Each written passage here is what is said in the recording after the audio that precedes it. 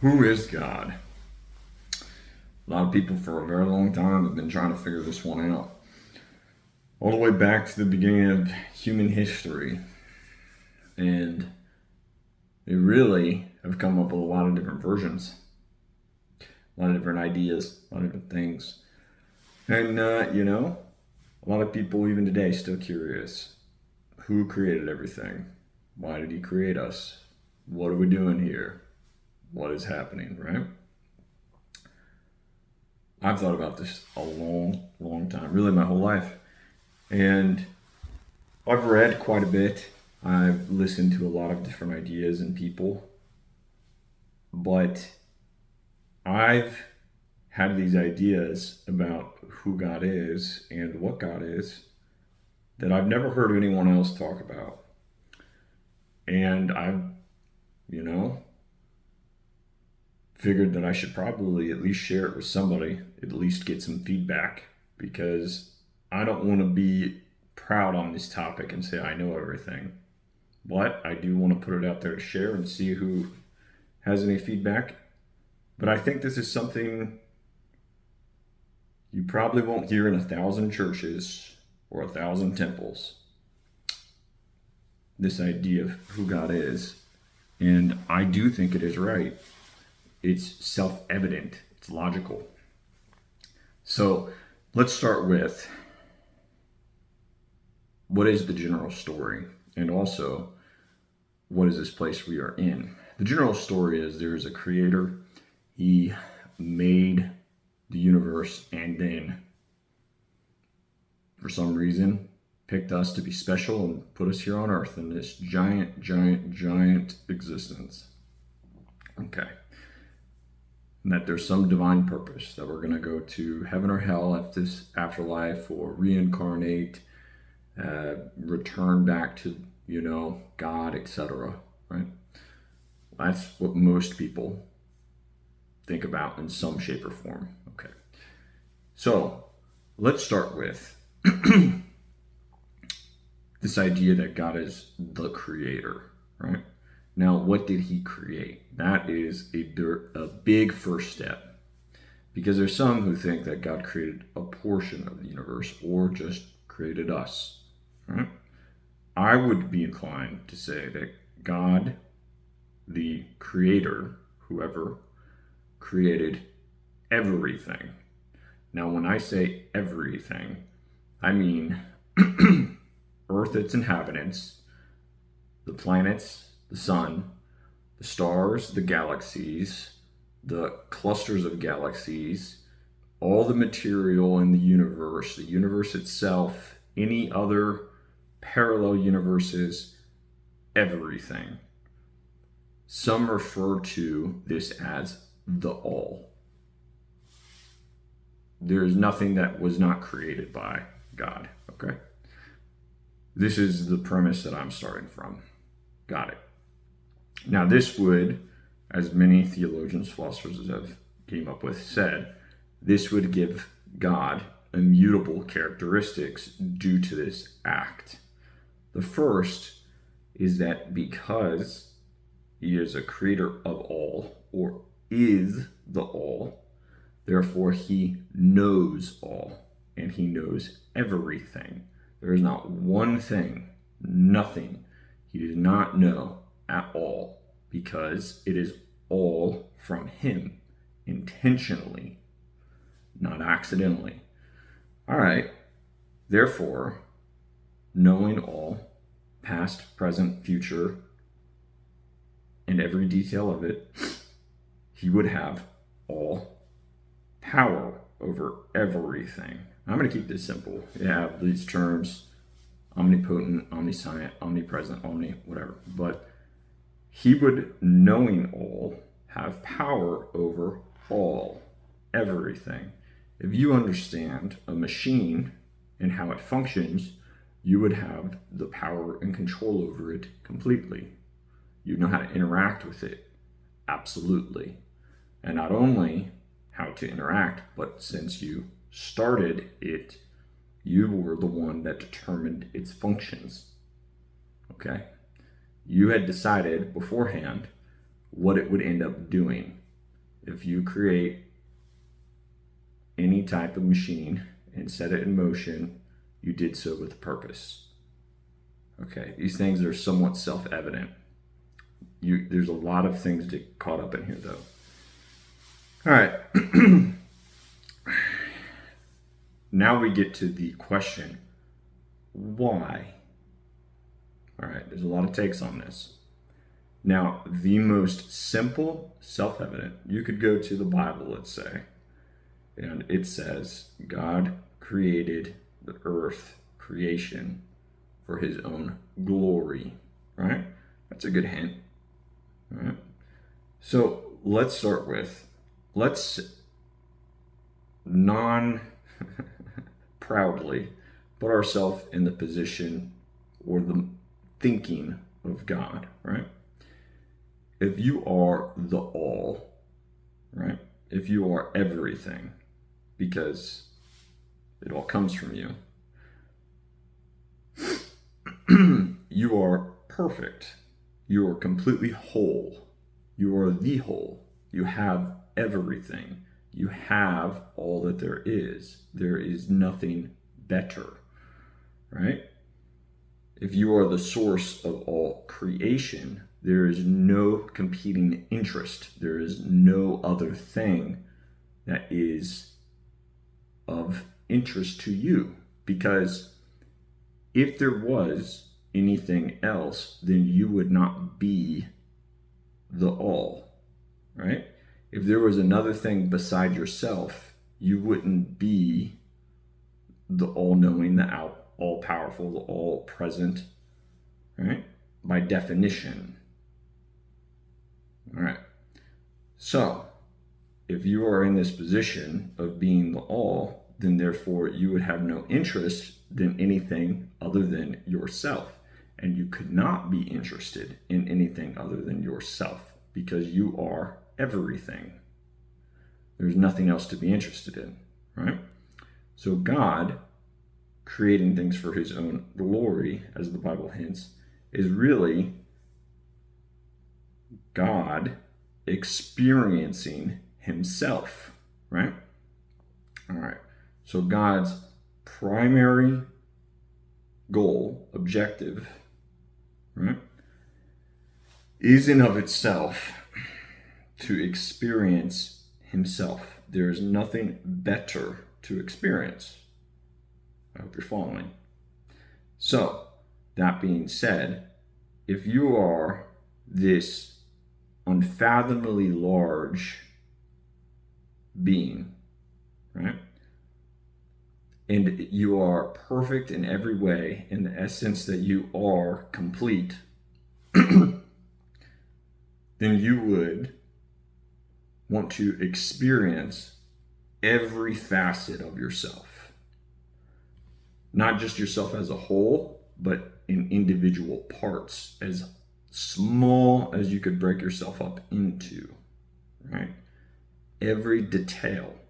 This is almost like observing a master painting. If you have a truly amazing painting, people stand in front of it, and some people will do this their whole life, is they will examine one painting, and they will look at every brushstroke, and look at every thought process and how it was made to try and understand what the artist was thinking, what they were intending, etc. So, this is all first principles. These are self-evident ideas.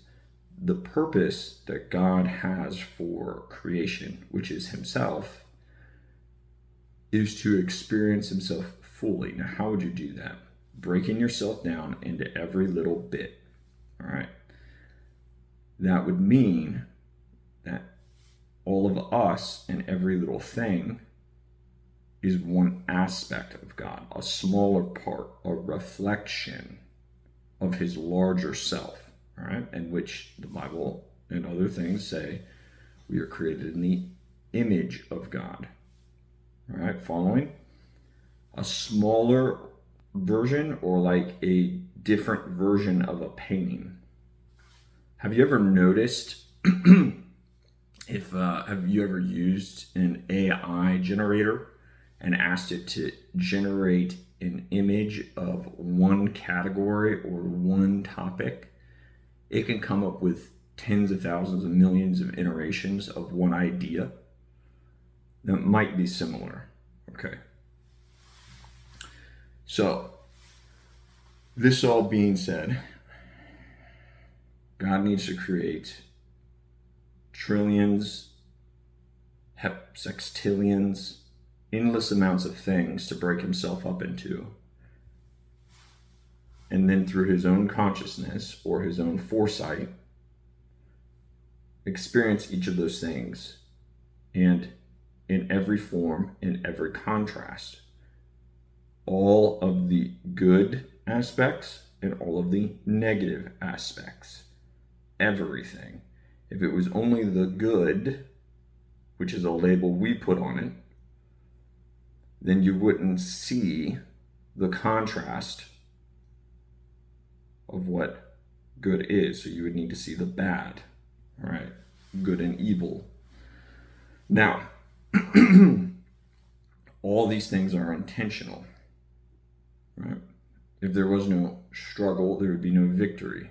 So there is this existence that we live in where we have to experience all the parts of God collectively and individually. Some of us will experience different parts of God. It is your job to experience your specific part of God, your specific part of existence. All right.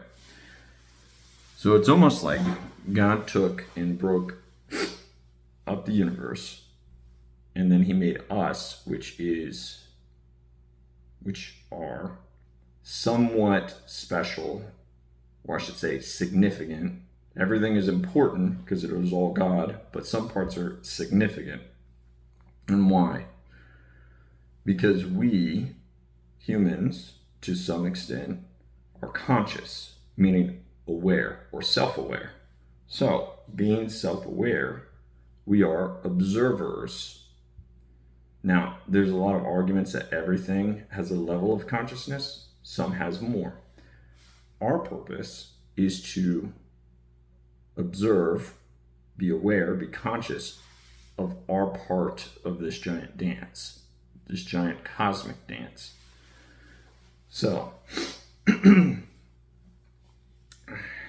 summarize, God is perfect. There's nothing better for him to experience. Therefore, the only thing worthwhile and only thing that is available to experience is himself.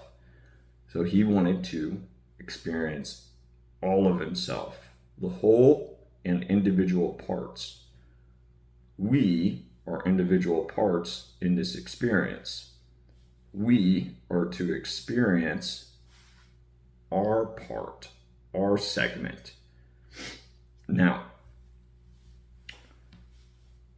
to be more in alignment with God, right?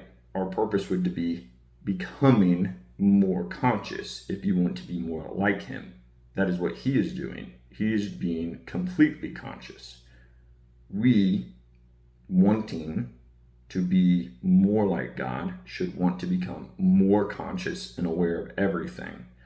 Now that comes in the form of knowledge, understanding how everything works, understanding ourselves, understanding our narrative story inside of this creation, our individual experience.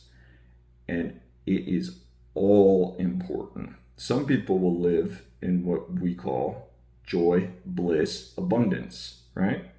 God is inherently in abundance because he has all. Some of us will experience the negative, the bad, the evil, the suffering. This is the contrasting outlines to showcase the brighter parts of God. For some, that's unfortunate.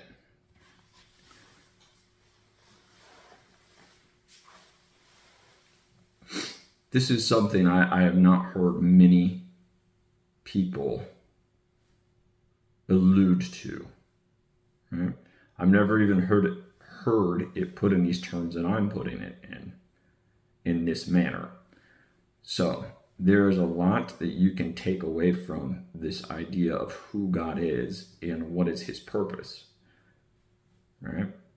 The obvious is we are here to study the universe, study ourselves, study who God is, to seek truth. The ultimate goal, objective, mission is to seek truth and be in alignment with truth of reality, truth of God. There is nothing I can think of that is higher, because that in and of itself is what God is doing. If you wish to be like God, do what he is doing. Seek truth, understanding, and awareness, and be conscious of everything around you. Okay. The more conscious you are, the more aware of everything you are, how it works, you will become more abundant. You will become more in alignment with God, and you will have, in essence, what we call power, because you will have what you have been given, the ability to affect nature and reality through your understanding. All right? And that power, in its best intention, its good intention, if you want to use that word, is to be a creator, right? Not a destroyer. Being a creator would be living in harmony with the universe, right? Fulfilling your purpose of expanding and experiencing. To work the system as it exists and as intended. To do things that encourage the spreading of consciousness and awareness. Those are three. All right. To be not in alignment with God would be to be less conscious, to not explore the universe, not to experience nature, but to just keep your experience of reality in the narrowest part that you can, which is what animals do. Animals are not very aware of things. They are not very aware of nature. They're not very aware of reality. They don't understand their place in the universe as well as we do in many ways. They are considered a lower form of creation. They are equally as important in that everything is important, but they are not significant. The more conscious, the more aware, and the ability to become, or your potential for awareness, right? The higher that potential is for awareness, the more significant you are. All right.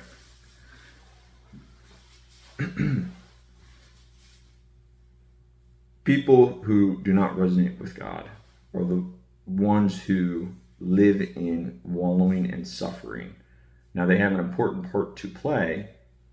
They have to exist, but they will not bear the power and the benefits of being more in alignment, because they are in a very small position and they don't have much to give. They are takers, and in essence trying to be the force that is anti-creative. They gossip, they steal. They don't try to experience life. They try to do the minimum amount necessary to get by in life and not to expand and enjoy. They tend to see things as negative, right? They lie. The good is positive. They see the unlimited potential, all of the good. There is so much good. There is so much potential and bliss. There is more than you could ever experience in your lifetime by the nature of how large the universe is. So they have a mindset of everything is amazing, awe-inspiring. There is so much to go around. We could all live and be happy if we simply decide to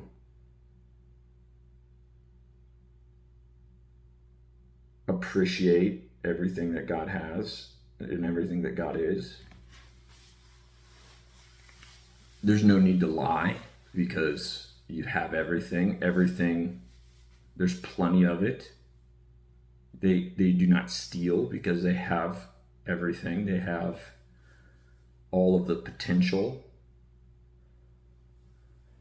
And they don't speak negatively about things. They don't speak in a backbiting way. They are focused on growth. This topic can go on and on and on, but it's like if you have a very good foundation and a very good understanding of the nature of everything, a very good starting point, a very good launching pad, it can set you up to have the fullest, best experience of reality possible. So, in one little sentence, you could summarize what our purpose is. And that is the ultimate objective, the ultimate goal any human could ever strive for, no matter what, is to seek and be in alignment with truth. Truth is the undeniable nature of reality. And that's what we should do. All right. I think that's a good summary. Thank you guys. I appreciate it. Please let me know what you think. I have spent a long time studying this, and I think it should help you. I hope it does. Have a good one. Bye.